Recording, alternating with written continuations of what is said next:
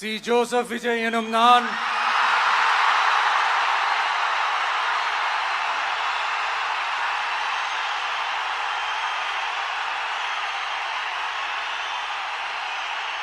சட்டப்படி அமைக்கப்பெற்ற இந்திய அரசியல் அமைப்பின்பால் உண்மையான நம்பிக்கையும் மாறா பற்றும் கொண்டிருப்பேன் என்றும் இந்திய நாட்டின் ஒப்பில்லாத முழு முதல் ஆட்சியையும் ஒருமையையும் நிலைநிறுத்துவேன் என்றும்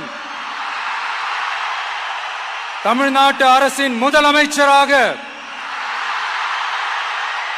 உண்மையாகவும் உளச்சான்றின்படியும் என் கடமைகளை நிறைவேற்றுவேன் என்றும்